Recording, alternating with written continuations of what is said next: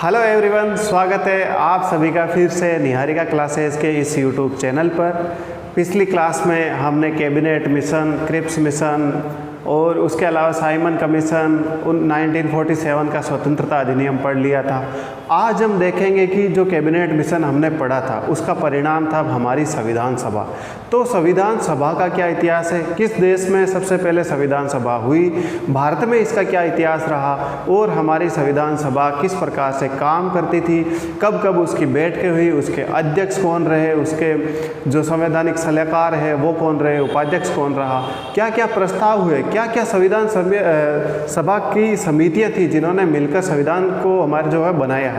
तो इन सभी बातों का हम यहाँ आज की क्लास में जिक्र करेंगे। और सबसे इम्पोर्टेंट बात कि हम पढ़ेंगे आज प्रारूप समिति को जो हमारे संविधान का ड्राफ्ट तैयार करती है और उस प्रारूप समिति के सदस्य कौन कौन थे, कब उसका गठन हुआ, ये सारी चीज़ें हम आज की क्लास में पढ़ेंगे। तो चलिए हम क्लास को शुरुआत करते हैं। आज की क्लास का टॉपिक है संविधान सभा। आपने थंबनेल में देख लिया होगा, ठीक है। तो मैं शुरू कर रहा हूँ संविधान सभा।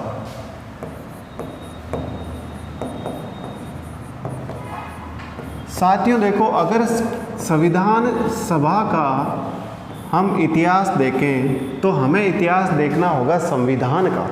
जहाँ जहाँ जिस जिस देश में संविधान रहा है उन कंट्रीज़ में संविधान सभा भी रही है। लेकिन कुछ देश का संविधान जो है वो लिखित भी होता है, कुछ का अलिखित होता है। जैसे कि ब्रिटेन का लिखित संविधान नहीं है। लेकिन अमेरिका को देखते हैं तो पहला लिखित संविधान हमें वहाँ देखने को मिलता है। तो अमेरिका में ही सबसे पहले संविधान सभा के रूप में एक सम्मेलन हुआ। साथियों उसकी जो डेट है, सन है, वो है 1787। विशेष तौर पे याद रखना इसको, 1787 में एक सम्मेलन हुआ था और उस सम्मेलन का नाम है फिलाडेल्फिया सम्मेलन। कोई भी पूछ ले कि दुनिया की पहली संविधान सभा कौन सी है तो वो है यूएसए अमेरिका की फिलाडेल्फिया सम्मेलन। ये हुआ था और इसका जो परिणाम है वो है, ये फिलाडेल्फिया जो सम्मेलन हुआ उसका परिणाम है यूएसए का संविधान। अच्छा सर, यूएसए में तो हमें फिलाडेल्फिया सम्मेलन देखने को मिलता है जो 1787 में हुआ था, जिसने अमेरिका का संविधान तैयार किया था। क्या भारत में भी ऐसा कभी जिक्र हुआ कि भारत की भी एक संविधान सभा होनी चाहिए? तो भारत में जो पहली झलक हमें संविधान सभा की देखने को मिलती है वो 1895 में देखने को मिलती है, 1895 में। हमारे फ्रीडम फाइटर होते हैं लोकमान्य बाल गंगाधर तिलक। क्या नाम है उनका? लोकमान्य बाल गंगाधर तिलक। साथियों ये एक बिल लेकर आते हैं, बाल गंगाधर तिलक,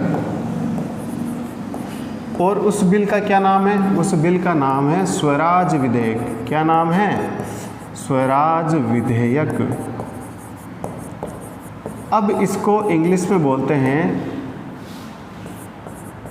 कॉन्स्टिट्यूशन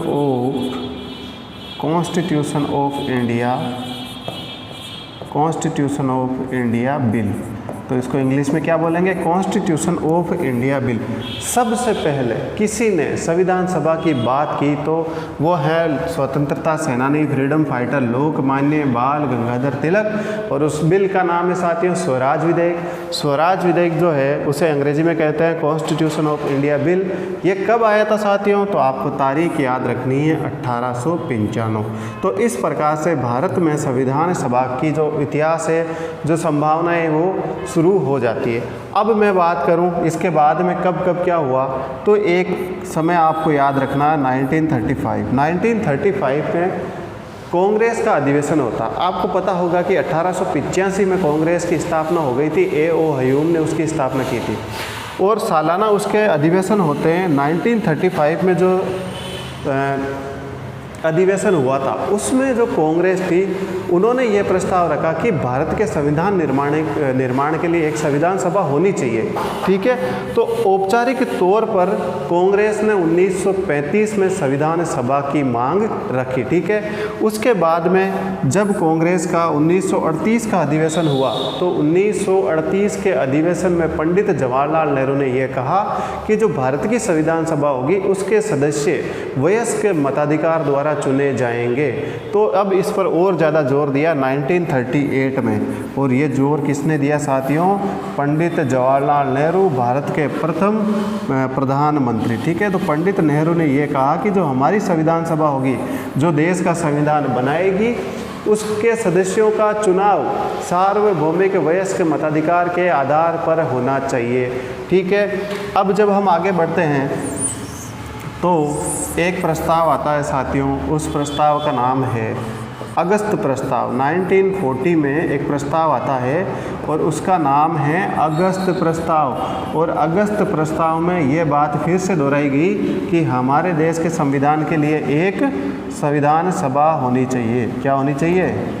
संविधान सभा होनी चाहिए। ठीक है, फिर इसी के संदर्भ में एक और मिशन आया साथियों 1942 में, जो मैंने पिछली क्लास में आपको बताया भी था, Cripps mission. Sir Stafford Cripps की अध्यक्षता में एकल सदस्यीय मिशन आया जिसे कहते हैं क्रिप्स मिशन। ठीक है, इसने भी यही बात की कि भारत का संविधान बनाने के लिए एक संविधान सभा होनी चाहिए। और आगे चल के अंतिम रूप से एक और मिशन आता है 1946 में। कब आता है? 1946 में। और उसका क्या नाम है साथियों? पिछली क्लास में डिटेल में मैंने इसके बारे में बताया था, cabinet mission. Cabinet mission, cabinet mission के क्या क्या प्रावधान थे वो सभी हमने देखा। और कैबिनेट मिशन का परिणाम क्या है? अगर आपसे पूछे कि कैबिनेट मिशन का साथियों, मैं शॉर्ट में लिख देता हूँ, कैबिनेट मिशन का अगर आपसे कोई परिणाम पूछे तो आप क्या बताओगे? संविधान सभा। यानी कैबिनेट मिशन के प्रस्तावों के आधार पर हमारी एक संविधान सभा तैयार हुई थी। पिछली क्लास में जैसा कि मैंने आपको बताया ही था कि जुलाई अगस्त 1946 में इसके चुनाव हुए 296 सीटों पर। ठीक है, 292 सीटों पर प्रांतों के आधार पर चुनाव हुए। 4 चीफ कमिश्नर एरियाज थे, 10 लाख पर एक कैंडिडेट था। और यहाँ पर वर्ग समूह भी बनाए हुए थे, जैसे सामान्य, मुसलमान और सिख। ठीक है, इस आधार पर चुनाव हुए और चुनाव के बाद में सदस्य यहाँ चुनकर आते हैं। कुछ मनोनीत होते हैं, अधिकतर निर्वाचित होते हैं। ठीक है, ये सारी बातें मैंने आपको पिछली क्लास में बता दी। अब हम बात करते हैं भारत की जो संविधान सभा है ये कब से अपना काम करना प्रारंभ करती है। तो आपको साथियों ध्यान रखना है कि संविधान सभा की, अब हम संविधान सभा पढ़ रहे हैं आधिकारिक रूप से। ठीक है, तो संविधान सभा की अगर प्रथम बैठक की बात करूं, कोई भी आपसे पूछे कि सर संविधान सभा की प्रथम बैठक कब हुई थी, तो याद रखना है आपको 9 दिसंबर, क्या याद रखेंगे? 9 दिसंबर 1946, 9 दिसंबर 1946। ये वो तारीख है जब संविधान सभा की पहली बैठक हुई, प्रथम बैठक हुई थी। और जब संविधान सभा की प्रथम बैठक हुई तो आचार्य जो जे बी कृपलानी थे वो खड़े हुए और वो सबसे पहले संविधान सभा में बोलते हैं और वो कहते हैं कि हमें जो सबसे वयोवृद्ध, सबसे बुजुर्ग व्यक्ति है उसको संविधान सभा का अध्यक्ष बनाना चाहिए। तो अगर अनऑफिशियली देखें, औपचारिक तौर पर देखें तो जे बी कृपलानी जो है संविधान सभा के प्रथम स्पीकर हैं, प्रथम वक्ता हैं। लेकिन अगर एग्जाम में पूछ ले तो आपको बताना है कि प्रथम वक्ता कौन है? डॉक्टर राजेंद्र प्रसाद। ठीक है, तो प्रथम वक्ता अगर एग्जाम में पूछ ले तो क्या बताएंगे? डॉक्टर राजेंद्र प्रसाद। लेकिन एक्चुअल में संविधान में सबसे पहले बोलने वाले व्यक्ति थे वो थे जे बी कृपलानी। वो खड़े हुए, उन्होंने बोला कि हमें सबसे पहले एक अस्थायी अध्यक्ष बनाना चाहिए। क्या करना चाहिए? अस्थायी अध्यक्ष। और किसे बनाएंगे? जो संविधान सभा में सबसे बुजुर्ग व्यक्ति हैं। और अस्थायी अध्यक्ष बनाया गया। किसे बनाया गया? याद रखना, डॉक्टर सच्चिदानंद सिन्हा। डॉक्टर सच्चिदानंद सिन्हा, सत्य प्लस चित्त प्लस आनंद, सच्चिदानंद सिन्हा। ठीक है, तो इन्हें तो सबसे पहले क्या बनाया गया, याद रखोगे, ए स्थायी अध्यक्ष बनाया गया। किसके प्रस्ताव पर, जेबी कृपलानी के प्रस्ताव पर। यानी सबसे पहले संविधान सभा में अगर कोई बोला है तो वो आचार्य जेबी कृपलानी खड़े हुए, उन्होंने प्रस्ताव रखा कि भाई इनको सबसे पहला आप ए स्थायी अध्यक्ष बना दो, बाकी की प्रोसेस हम बाद में कर लेंगे। अब एक चीज़ और ध्यान रखना, ए स्थायी अध्यक्ष तो अच्छी बात है, पर कुछ मैंने किसी को ये पढ़ाते हुए नहीं देखा है जो जनरल कॉम्पिटिटिव एग्ज़ाम है उसमें कि ए स्थायी उपाध्यक्ष कौन बनाए गए थे।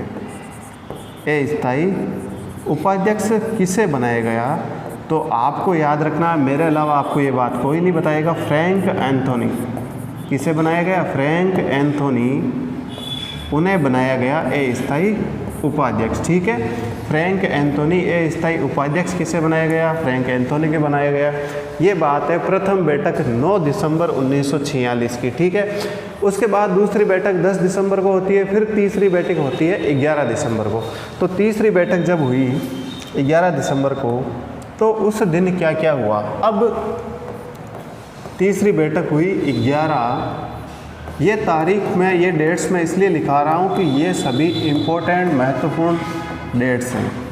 1946, ठीक है, 1946 को इसकी तीसरी बैठक हुई। अब बैठकें हमें नहीं गिननी है, ठीक है, पर क्योंकि ये शुरुआती बैठकें वो लगातार हो रही है, तो ये पूछा जा सकता है कि भाई संविधान सभा का स्थायी अध्यक्ष किस बैठक में बनाया गया। तारीख सभी को याद रहेगी 13 दिसंबर, लेकिन किसी को भी बैठक का पता नहीं रहेगा। तो 9, 10, 11, 12, 13 लगातार 6 दिन तक बैठेगी। इन 6 का विशेष तौर पर आप याद रखना। इस दिन हमने क्या किया कि जो डॉक्टर राजेंद्र प्रसाद है, कौन है, डॉक्टर राजेंद्र प्रसाद हैं, राजेंद्र प्रसाद, उनको हम क्या बना देते हैं, स्थायी अध्यक्ष। क्या बनाते हैं, स्थायी अध्यक्ष बना देते हैं। तो अब स्थायी उपाध्यक्ष किसको बनाएंगे, ये भी एक सवाल है। तो हम स्थायी उपाध्यक्ष बनाएंगे साथियों एच.सी. मुखर्जी को। किसे बनाएंगे, एच.सी. मुखर्जी, ये हो जाते हैं स्थायी उपाध्यक्ष। क्या हो जाएंगे, स्थायी उपाध्यक्ष। ठीक है, जब इनको स्थायी उपाध्यक्ष बनाया गया तो मैं आपको एक बात बताना चाहूँगा कि इनके साथ में संवैधानिक सलाहकार भी एक नियुक्ति हुई। किसकी नियुक्ति हुई, संवैधानिक सलाहकार, कॉन्स्टिट्यूशनल एडवाइज़र भी नियुक्त किया गया, जो समय समय पर जो है संविधान के जो सभा के सदस्य हैं उन्हें सलाह देता रहे। तो संवैधानिक सलाहकार भी बनाया गया। अब ये संवैधानिक सलाहकार कौन हैं, तो ये हैं साथियों B.N. राव। कौन हैं, B.N. राव। इन्हें बनाया गया संवैधानिक सलाहकार। कब की बात है, 11 दिसंबर 1946 यानी 1946। स्थायी अध्यक्ष डॉक्टर राजेंद्र प्रसाद, स्थायी उपाध्यक्ष वो हैं एच.सी. मुखर्जी, और संवैधानिक सलाहकार बनाया गया जो है वो B.N. राव। अब देखो, मैं पीछे कुछ बता रहा था कि संविधान का इतिहास किस प्रकार से शुरू होता है और किस प्रकार से आगे बढ़ता है। तो मैं एक यहाँ पर पॉइंट ऐड करना चाहता हूँ यहाँ पर कि भाई भारत में सबसे पहले संविधान सभा के गठन का प्रस्ताव या गठन का विचार किसने दिया। भारत में सबसे पहले संविधान सभा के गठन का विचार किसने दिया, तो आपको समय याद रखना है 1934। क्या याद रखोगे, 1934 M.N. रॉय। क्योंकि वहाँ पर B.N. राव का नाम आया तो मैं यहाँ पर M.N. रॉय को भी लिखवा देता हूँ। M.N. रॉय एक साम्यवादी विचारधारा के नेता हैं, ठीक है, कम्युनिस्ट नेता हैं, ये कम्युनिस्ट लीडर है। और 1934 में ये सबसे पहले क्या करते हैं, सर्वप्रथम संविधान सभा के गठन का विचार देते हैं। संविधान सभा के गठन का विचार दिया। अगर कोई पूछ ले आपसे गठन का विचार किसने दिया सर्वप्रथम, तो M.N. रॉय ने। किस बिल में सबसे पहले जो है संविधान सभा की बात हुई, तो कॉन्स्टिट्यूशन ऑफ इंडिया बिल बाल गंगाधर तिलक द्वारा लाया गया, जिसे स्वराज विधेयक भी कहते हैं। समय है उसका 1895। ठीक है, तो ये मेरे माइंड में आ गया था तो मैंने यहाँ लिखवा दिया। अब हम आगे बढ़ेंगे और एक महत्वपूर्ण तारीख को यहाँ पर हम कोट करेंगे। वो है संविधान सभा की 6ठी बैठक, ठीक है। और वो कब होती है साथियों? 13 दिसंबर को। कब होती है? 13 दिसंबर 1946। अब ये तारीख क्यों महत्वपूर्ण है सर? देखो ये तारीख इसलिए महत्वपूर्ण है कि इस तारीख को हमारे जो पंडित नेहरू है ना, पंडित जवाहरलाल नेहरू, याद है ना चाचा नेहरू सभी को, तो चाचा नेहरू इस दिन एक प्रस्ताव लेकर आते हैं और उस प्रस्ताव का नाम है साथियों उद्देश्य प्रस्ताव, ऑब्जेक्टिव रिजोल्यूशन। उद्देश्य प्रस्ताव ये है कि भाई वो ये कहना चाह रहे हैं कि हम संविधान सभा में जो लोग बैठे हैं, हमारा क्या उद्देश्य है, हम किस प्रकार का संविधान इस देश को देना चाहते हैं। इस देश भारत जैसे स्वतंत्र देश को, इतने बड़े देश को जो इतना बैकवर्ड है इस समय और अभी जिसकी आर्थिक स्थिति इतनी दयनीय, उसको हम कैसा संविधान देना चाहते हैं। उसके लिए वो एक उद्देश्य प्रस्ताव रखते हैं कि हमारे संविधान का उद्देश्य क्या होगा। तो ये जो उद्देश्य प्रस्ताव है ये रखते हैं पंडित जवाहरलाल नेहरू, ठीक है। अब ये उद्देश्य जो प्रस्ताव है ये हाथों हाथ पारित नहीं होता, इस पर बहुत लंबे समय तक विचार विमर्श होता है और उद्देश्य प्रस्ताव जो है वो पारित होता है साथियों 22 अगस्त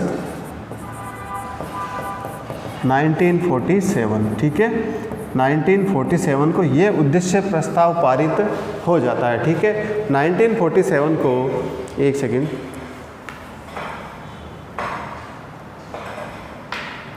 हाँ, तो ये पारित हो जाता है, एक सेकंड, 29 जनवरी को, सॉरी, ठीक है। 1947 29 जनवरी को यह उद्देश्य प्रस्ताव क्या हो जाता है? पारित हो जाता है। अब इस उद्देश्य प्रस्ताव का परिणाम क्या है? ये जो उद्देश्य प्रस्ताव आया है ना, इसका क्या परिणाम है? इस उद्देश्य प्रस्ताव का परिणाम मैं नेक्स्ट पेज पर लिखवा रहा हूँ आपको। इस उद्देश्य प्रस्ताव का परिणाम होता है हमारी प्रस्तावना, ठीक है। अब ये प्रस्तावना जैसे ही संविधान सभा खत्म होगी तब इसकी एक अलग से लेक्चर लगेगा, तब हम पढ़ लेंगे हम भारत के लोग, भारत को संपूर्ण प्रभुत्व संपन्न। वर्तमान में जो प्रस्तावना है ना वो लगभग हमारे जो पंडित नेहरू का उद्देश्य प्रस्ताव है ना उससे मिलता जुलता ही है, इससे अलग है कुछ भी नहीं है, ठीक है।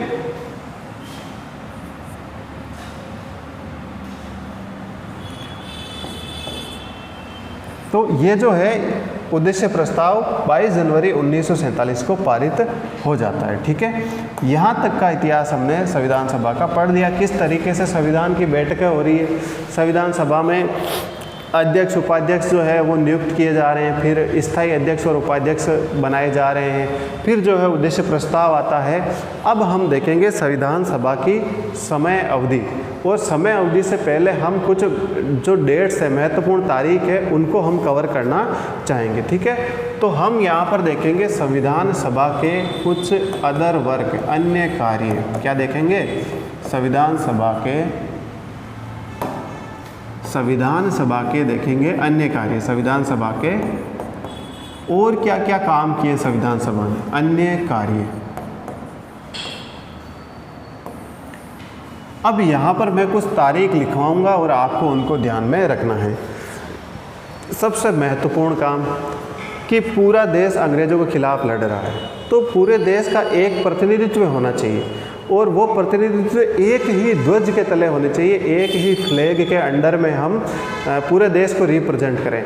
तो संविधान सभा ने सबसे पहला काम ये किया कि हमारा जो राष्ट्रीय ध्वज है उसको स्वीकार किया। जो वर्तमान में हमारा तिरंगा झंडा है ना, उसको जो है संविधान सभा स्वीकार करती है और उसकी तारीख आपको ध्यान रखनी है। राष्ट्रीय ध्वज, ये जो राष्ट्रीय ध्वज है इसको स्वीकार किया गया था साथियों 22 जुलाई।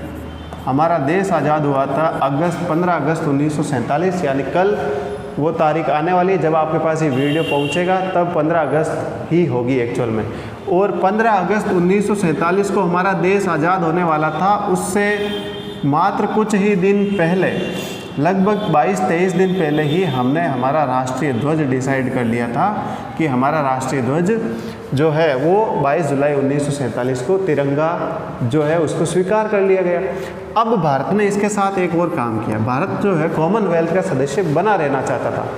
उसके कुछ नेगेटिव रीज़न भी बताते हैं लोग, कुछ पॉजिटिव भी बताते हैं। देखो, भारत इसलिए उसका सदस्य बना रहना चाहता है कि कॉमनवेल्थ जो है बहुत सारे गेम्स करवाता है, बहुत सारी एक्टिविटीज़ करवाता है, तो हमें हर क्षेत्र में दुनिया को कम्पीट करना है, दुनिया को पीछे पछाड़ना है। तो इसलिए भारत उसका सदस्य बना रहा और आज कॉमनवेल्थ गेम्स में भाग भी लेता है, ठीक है। वहाँ पर हमारे खिलाड़ी खेलने भी जाते हैं। तो जो राष्ट्रमंडल की सदस्यता है, राष्ट्रमंडल सदस्यता को भारत कब स्वीकार करता है, तो ये आपको ध्यान रखना है, मई 1949। क्या है?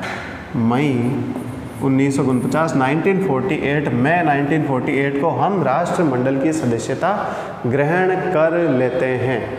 अब इसके अलावा कुछ और काम भी संविधान सभा करती है, वो क्या है?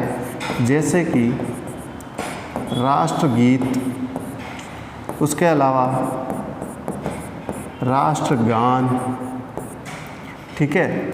उसके अलावा हमारे जो राष्ट्रपति हैं, ये सारे काम कब होते हैं कि हम जो है अपने राष्ट्रपति का चुनाव कब करते हैं, राष्ट्रगीत को कब स्वीकार करते हैं और राष्ट्रगान को कब स्वीकार करते हैं। तो इन सभी की तारीख है साथियों 24 जनवरी 1950। कब स्वीकार करते हैं? 24 जनवरी 1950, यानी कि हमारे संविधान के लागू होने से मात्र 2 दिन पहले हम राष्ट्रगीत भी डिसाइड कर लेते हैं, यानी राष्ट्रगीत को स्वीकार करते हैं, जो कि है वंदे मातरम। फिर राष्ट्रगान जो कि है जन गण मन, और राष्ट्रपति जो कि है डॉक्टर राजेंद्र प्रसाद, उनको भी हम भारत का राष्ट्रपति नियुक्त कर देते हैं। तो ये सारे काम हम इस समय तक कर लेते हैं। तो आपको ध्यान रखना, अगर राष्ट्रगीत पूछे तो वंदे मातरम बंकिम चंद्र चटर्जी, राष्ट्रगान जन गण मन रविंद्रनाथ टैगोर, ठीक है। और राष्ट्रपति डॉक्टर राजेंद्र प्रसाद को जो है चुन लिया जाता है 24 जनवरी 1950 को। तो यह है इसके अन्य कार्य। अब हम देखेंगे हमारी जो संविधान सभा है उसकी समय अवधि क्या है, किस समय अवधि के लिए, किस कार्यकाल के लिए वो काम करती है, तो वो हम अब देखेंगे। अब एक चीज़ मैं पहले भी क्लासों में बता चुका हूँ कि यह एक क्रैश कोर्स है, यहाँ पर टू द पॉइंट बात होगी, ना बहुत ज़्यादा थ्योरी लिखाई जाएगी, ना चीज़ें इतनी एलिब्रेट की जाएगी कि उनको समझाने में टाइम चला जाएगा। सीधे फैक्ट्स और कॉन्सेप्ट एक एक लाइन में समझा दिए जाएंगे। अब बात करता हूँ मैं इसकी समय अवधि की। तो हमारे संविधान को बनने में जो समय लगा है ना साथियों, वो 2 वर्ष 11 माह और 18 दिन का समय लगा है। कितना? 18 दिन। और हमारे संविधान में जो कुल सत्र हुए हैं, कुल अगर आपसे कोई सत्र पूछ ले तो ये जो कुल सत्र हैं वो हैं 11। कितने सत्र हुए? 11 सत्रों में हमारी संविधान सभा की अलग अलग बैठकें हुई और पूरे संविधान को बनने में 2 वर्ष 11 माह 18 दिन लगे हैं। अब देखो साथियों, मैं यहाँ पर 11 सत्र लिखा रहा हूँ, कुछ विद्वान महानुभाव जो है 12 सत्र भी मानते हैं, ठीक है। लेकिन ये जो 11 सत्र है ना, ये ऑफिशियली राज्यसभा की वेबसाइट पर दिए हुए हैं, मैं अपने मन से नहीं बता रहा। तो इन 11 सत्रों को अगर हम मानते हैं तो संविधान के बनने की जो अवधि है वो 2 वर्ष 11 माह और 18 दिन है। अब देखो इसके प्रारूप पर कितने दिन कार्य हुआ, तो साथियों 114 दिन। कितने दिन? 114 दिन। अगर आपसे पूछ ले कि संविधान के प्रारूप पर कितने दिन काम हुआ, तो 114 दिन। टोटल 114 दिन काम हुआ, यानी 114 बैठकें हुई हमारे प्रारूप पर विचार विमर्श के लिए। तो आप ये समय याद रखें, 2 वर्ष 11 माह और 18 दिन, और प्रारूप पर जो विचार हुआ वो हुआ 114 दिन। अब देखो संविधान सभा की अंतिम बैठक कब हुई? अंतिम बैठक कब हुई? जब हमने राष्ट्रगान, राष्ट्रगीत, राष्ट्रपति इन सबको स्वीकार किया था ना, वही तारीख थी जब हमने संविधान सभा की अंतिम बैठक की थी 24 जनवरी 1950 को। और इस दिन साथियों लगभग 284 सदस्य 284 सदस्यों ने संविधान की 3 प्रतियों पर 3 अलग अलग कॉपीज़ पर हस्ताक्षर किए थे। कितने? 3 अलग अलग कॉपीज़ पर हस्ताक्षर किए। और उसके साथ ही हमारा जो संविधान है वो 26 जनवरी 1950 को लागू हो गया था। संविधान कब लागू हुआ? 26 जनवरी 1950 को लागू हो गया था। ठीक है, अब एक बात मैं आपको बताना चाहता हूँ, हमारी जो संविधान सभा है वो संविधान सभा है ना, इस तारीख से लेके 26 जनवरी 1950 से लेके 1951-52 के आम चुनावों के परिणाम तक ये अंतरिम संसद के रूप में कार्य करती है। कब से कब तक? 26 जनवरी 1950 जब से संविधान लागू हुआ और 1951-52 के मतलब 19 मई 1952 में उसके परिणाम आते हैं। उनके परिणाम आने तक, जब तक कि संसद के 2 सदनों की स्थापना नहीं हो जाती, तब तक ये अंतरिम संसद के रूप में कार्य करती है। यानी यही तो देश का शासन चलाती है और यही देश का संविधान भी बनाती है। उसके बाद जैसे ही संसद के दोनों सदन बन के तैयार हो जाते हैं और प्रतिनिधि उस सदनों में जाके बैठ जाते हैं, लोकसभा और राज्यसभा में, तो संविधान सभा का अस्थायी काल के लिए विघटन हो जाता है। किस काल के लिए? अस्थायी काल के लिए। ठीक है, तो अस्थायी काल के लिए इसको जो है स्थगित कर दिया जाता है, यानी विघटन नहीं होता है, स्थगन होता है। ठीक है, क्या भविष्य में कभी संविधान सभा फिर से बैठेगी? तो मैं नहीं कह सकता कि बैठेगी, क्योंकि उस समय जो सदस्य थे वो वर्तमान में नहीं है। लेकिन जो पॉलिटिकल साइंस की भाषा में इसको अस्थायी रूप से स्थगित कर दिया गया है। देखो, स्थगन और विघटन में भी अंतर होता है, वो हम आगे जब लोकसभा राज्यसभा पढ़ेंगे तब डिटेल में देखेंगे। तो हमने यहाँ पर जाना कि इसकी जो अंतिम बैठक हुई थी वो हुई थी साथियों 24 जनवरी 1950 की, और समय अवधि हमें पता चली गई। ठीक है, अब देखो, अब मैं बात करना चाह रहा हूँ संविधान सभा से संबंधित या संविधान सभा की समितियों की। किन की बात करना चाह रहा हूँ? संविधान सभा की विभिन्न समितियाँ, संविधान सभा की समितियाँ। और एक्चुअल में हमारे संविधान को समितियों का, कमिटीज़ का कॉन्स्टिट्यूशन कहते हैं, समितियों का संविधान कहते हैं। बहुत सारी समितियां मिलकर के हमारे संविधान का जो है निर्माण करती है। इसलिए अगर कोई पूछे कि किस देश के संविधान को समितियों का संविधान, कॉन्स्टिट्यूशन ऑफ द कमिटीज़ कहा जाता है, तो आपको बताना है भारतीय संविधान को। अब मैं कुछ समितियाँ यहाँ पर लिखवाना चाहता हूँ, जैसे संघ शक्ति समिति। अब 2 चीज़ें हमें पता होनी चाहिए, किस समिति का कौन अध्यक्ष है। बस सीधा सीधा पूछा जाएगा कि भाई ये समिति, इसका अध्यक्ष कौन है, और कुछ भी नहीं पूछा जाएगा इसके अलावा इन समितियों में। संघ शक्ति समिति, अगर आपसे पूछे कि संघ शक्ति समिति के अध्यक्ष कौन हैं, संघ शक्ति समिति के अध्यक्ष कौन हैं? पंडित नेहरू, शॉर्ट में लिखा रहा हूँ पंडित जवाहरलाल नेहरू, इसके कौन हैं? अध्यक्ष हैं। ये संघ वर्ड बड़ा काम का है और ये अक्सर जो है पंडित नेहरू के साथ ही यूज किया जाता है, जैसे कि संघीय संविधान समिति, संघ शक्ति और संघीय संविधान समिति, इन दोनों में ही किसका नाम आएगा? पंडित नेहरू का। क्या हमेशा आएगा? बिल्कुल नहीं आएगा हमेशा। एक बार ये नाम हमारे लौह पुरुष सरदार वल्लभ भाई पटेल के साथ भी जुड़ जाएगा। कब जुड़ेगा? अभी बताता हूँ, बिल्कुल चिंता नहीं करनी है। ठीक है, तीसरी चीज़ कि इनके अंडर में एक और समिति थी, राज्यों के लिए समिति। किनके लिए? राज्यों के लिए समिति। अब राज्यों के लिए समिति मतलब क्या? राज्यों के लिए समिति का मतलब है समझौता हेतु, मतलब राज्यों से समझौता भी तो करना है, भारत को एक संघ भी तो बनाना है। ठीक है, समझौता हेतु इसके भी जो अध्यक्ष हैं वो कौन है साथियों? पंडित जवाहरलाल नेहरू। इन 3 समितियों के अध्यक्ष कौन है? पंडित जवाहरलाल नेहरू। एक समिति थी प्रांतीय संविधान समिति। कौन सी समिति? जैसे संघीय संविधान समिति है उसी तरीके से एक समिति हुआ करती थी, प्रांतीय संविधान समिति। प्रांतीय संविधान समिति। अब इसके अध्यक्ष कौन है साथियों? सिंपल सी बात है, प्रांतों को इकट्ठा करना, भारत का एकीकरण करने का काम किसने किया था? लौह पुरुष सरदार वल्लभ भाई पटेल ने। ठीक है, तो शॉर्ट में लिख रहा हूँ सरदार पटेल। इसके अध्यक्ष कौन हैं? सरदार पटेल। एक नाम और याद रखना, मूल अधिकार व अल्पसंख्यकों संबंधी समिति। मैं लिख भी देता हूँ, 5वीं समिति, मूल अधिकार व अल्पसंख्यकों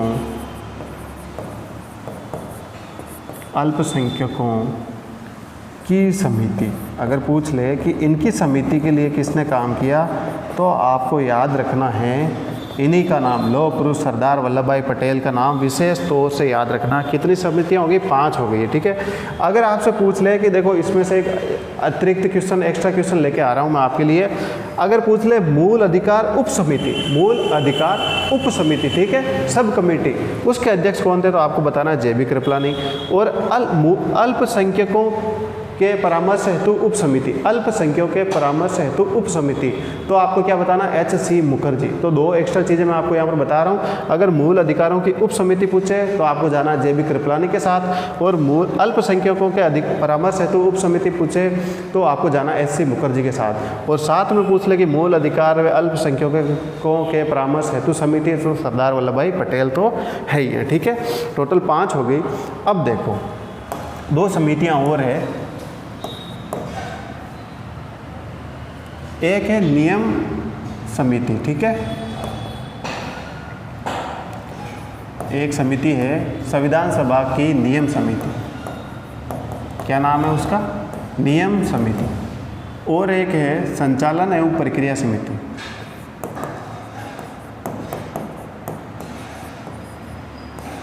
संचालन व प्रक्रिया समिति, ठीक है।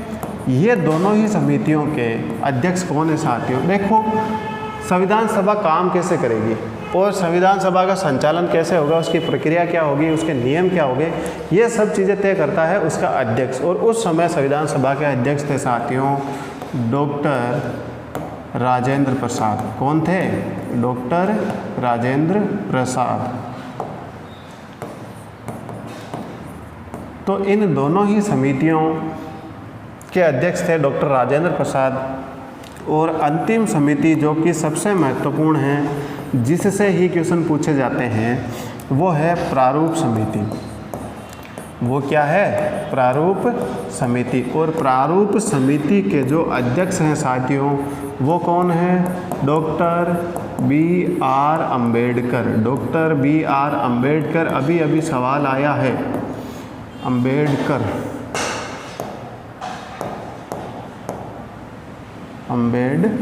भारतीय संविधान के जनक, father of the Indian constitution, mother of the Indian constitution, Bharat के मनु, सब कुछ इन्हीं को कहा जाता है, ठीक है। Doctor BR Ambedkar, doctor Bhimrao Ambedkar, ये जो है प्रारूप समिति के अध्यक्ष थे। अब एक बार आप इन सभी समितियों को वापस देख लीजिए।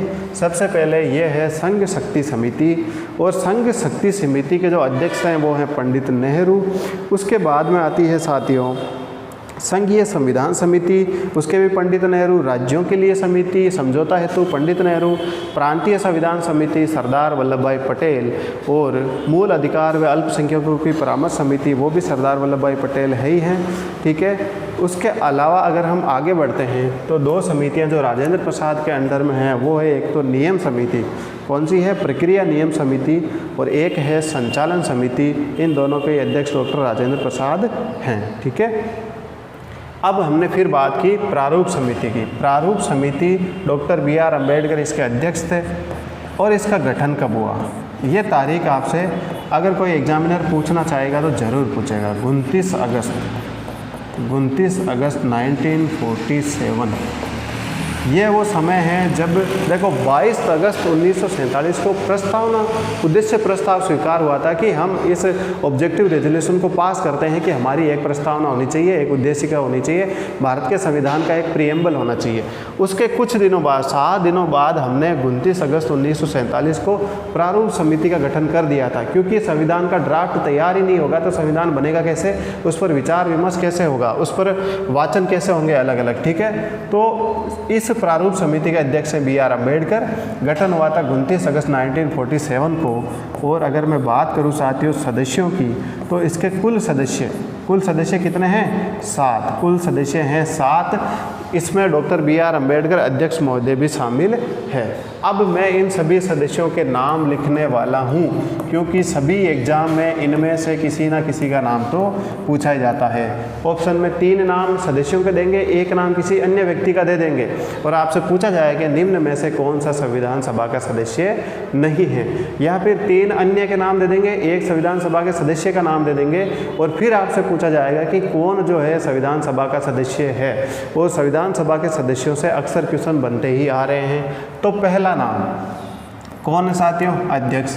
अध्यक्ष कौन है? Doctor B R. अम्बेडकर। कौन है? Doctor B R. अम्बेडकर। अम्बेडकर, ठीक है। ये कौन है? अध्यक्ष हैं। ये कौन है? अध्यक्ष हैं। ये प्रारूप समिति के, पांडुलेखन समिति के ड्राफ्ट कमेटी के अध्यक्ष हैं। कौन है जी? Doctor B R. अम्बेडकर। अब देखो, अब इसको सर 7 के 7 सदस्यों को याद कैसे रखेंगे? दिक्कत तो यहाँ है कि इनको याद कैसे रखेंगे। तो पहला नाम तो सभी को याद है, डॉक्टर बी.आर. अम्बेडकर। दूसरा नाम मैं इन्हीं से याद रखवाता हूँ। इन डॉक्टर जी का जो डॉक्टर है वो वापस लिख दो और आगे लिख दो डॉक्टर के.एम. मुंशी, ठीक है। Doctor KM. मुंशी।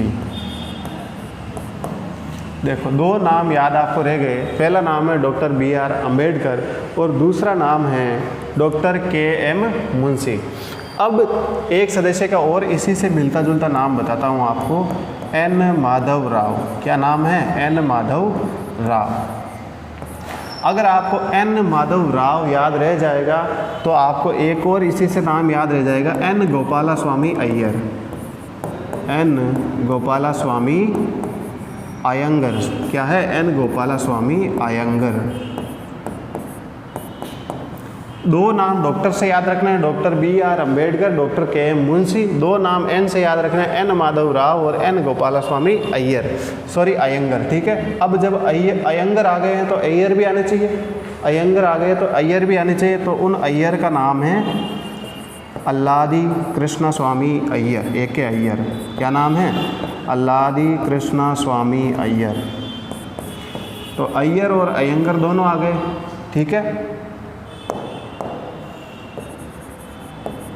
चलो अब देखो, लगभग सारे ही नाम हिंदू कम्युनिटीज़ के हैं, तो एक मुसलमान तो होना चाहिए।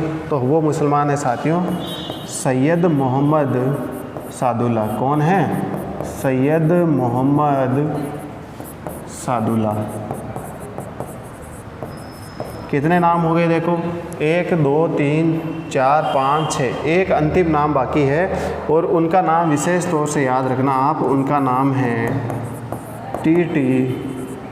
कृष्णमाचारी। टी.टी. कृष्णमाचारी। ये हैं 7वें सदस्य।